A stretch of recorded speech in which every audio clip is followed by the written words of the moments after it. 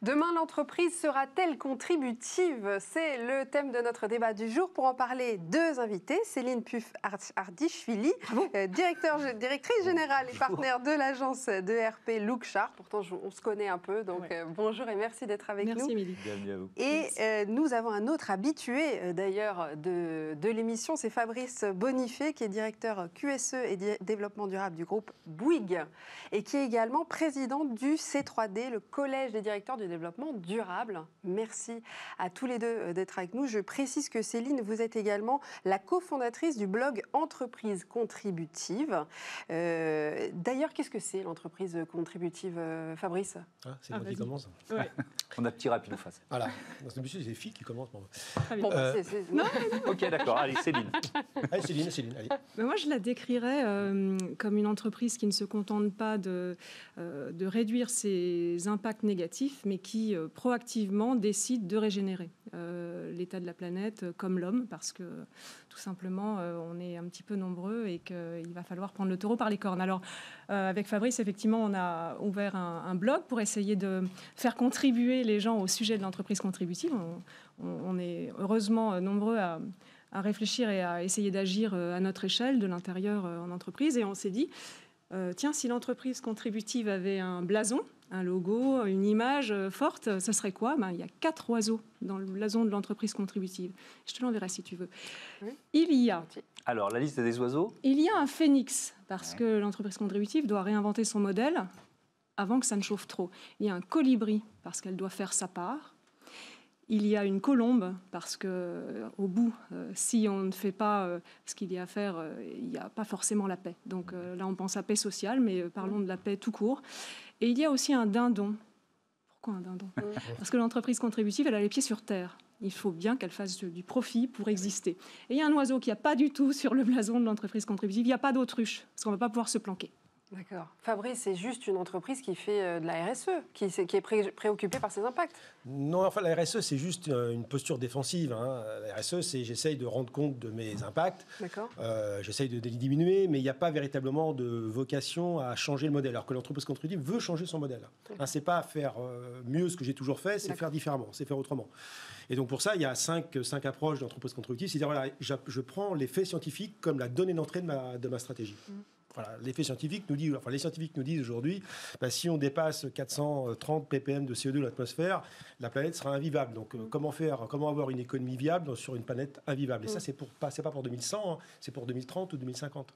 Donc, on part des faits scientifiques. Puis ensuite, on dit, voilà, l'économie linéaire qui consiste à dire j'extrais des matières premières, je fabrique des produits, je les jette et je recycle rien, je réemploie rien. Ça, c'est la croyance, la fausse croyance de la croissance infinie sur une planète finie en ressources. Ça, c'est plus possible non plus.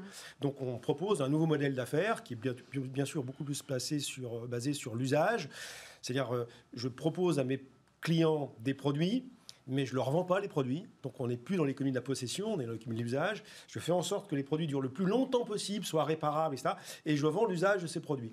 C'est l'économie de la fonctionnalité. Et ça marche pour tous les domaines, y compris les vêtements maintenant. Et ça, c'est bien meilleur pour l'environnement. Pourquoi? Parce que l'essentiel de l'empreinte carbone d'un produit aujourd'hui, un smartphone par exemple, 75% de l'empreinte carbone d'un smartphone, c'est sa fabrication. Donc s'il dure beaucoup plus longtemps, s'il est réparable, s'il a une durée de vie qui est triplée ou quadruplée, on va baisser la pression sur les ressources. L'entreprise contributive explique comment on arrive à baisser la pression sur les ressources et à continuer de créer de la valeur sociale et environnementale, tout en diminuant les impacts négatifs. Et c'est possible.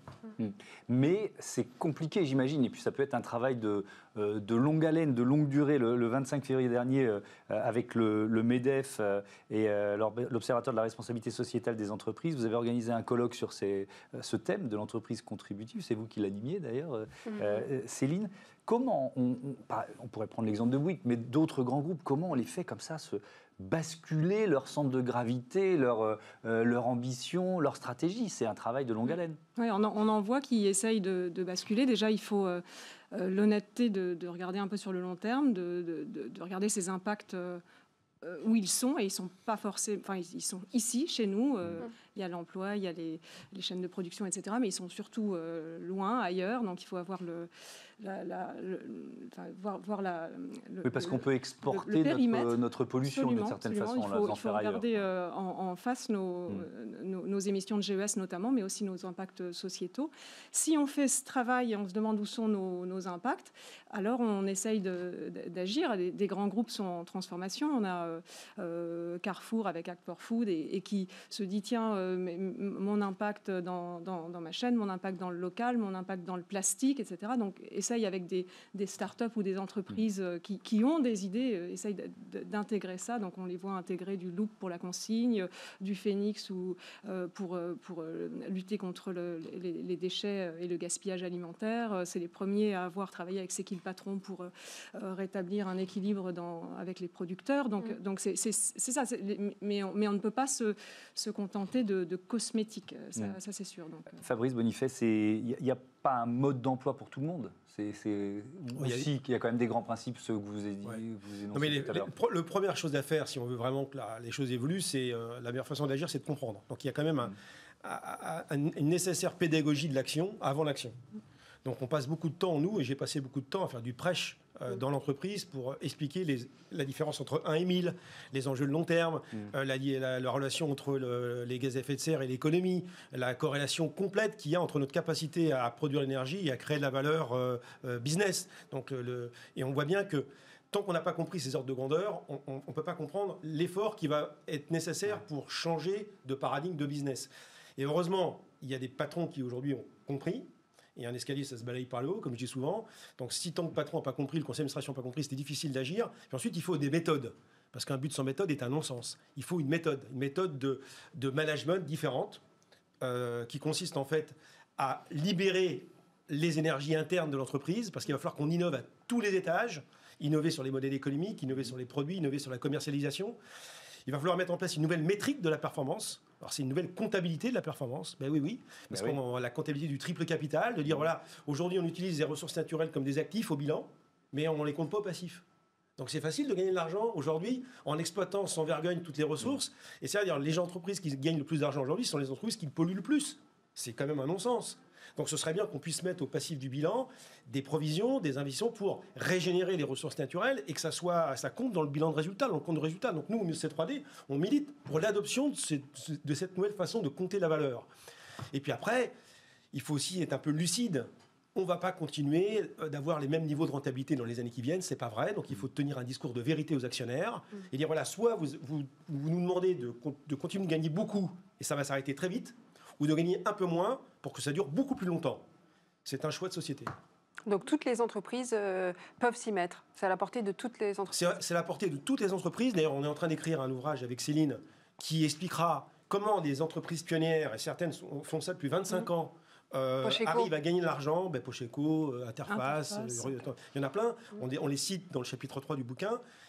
Comme quoi c'est possible. C'est des entreprises rentables et qui ont des impacts neutres sur les écosystèmes et sur l'environnement. Eh bien, c'est ces modèles-là qu'il faut promouvoir. Alors, on a bien conscience qu'il y a 99% des entreprises dans le monde qui n'adoptent pas ce modèle-là, parce que dans les écoles de commerce, on n'apprend pas ça, parce qu'on est dans une économie qui ne promeut pas ça. Mais maintenant, ce qu'il faut, c'est qu'on sanctuarise le vivant, qu'on comprenne que de toute manière, il n'y aura pas d'économie viable dans une planète à 4 degrés, on y va tout droit, là, si on continue comme ça, et que la France a tout intérêt à devenir un phare dans cette nouvelle économie, parce que nous n'avons pas de ressources énergétiques fossiles, et donc on est très dépendant des importations. Donc il faut qu'on puisse s'affranchir de cela en proposant au monde un nouveau modèle d'affaires qui sera un modèle d'affaires contributif. Céline Puch-Ardishvili, ce qu'on vous oppose prioritairement, c'est la rentabilité, ça va d'abord nous coûter de l'argent, ça ne va pas nous en rapporter. C'est ça le premier discours que vous avez montré. Évidemment, il y a des investissements à faire, des réflexions sur le long terme à entreprendre, c'est sûr. Mais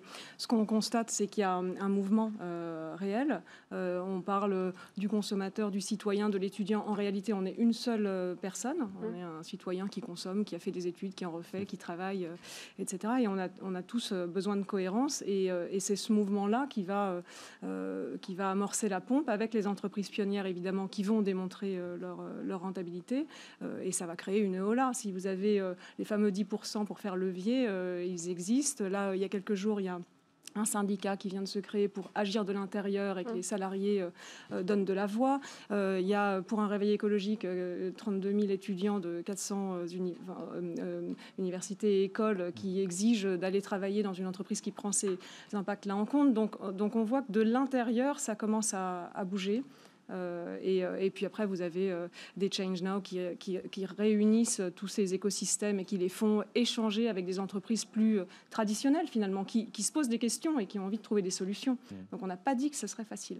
Mais c'est parti et ça va durer. Et c'est la seule solution pour qu'on profite de cette planète le plus longtemps possible et dans de bonnes conditions. Merci beaucoup. Merci à vous. Vous reviendrez parce que c'était super. Et donc on refera un débat sur des thématiques approchantes. Ça, c'est promis. Tout de suite, c'est Smart Ideas, une start-up mise à l'honneur. Sortez vos parapluies.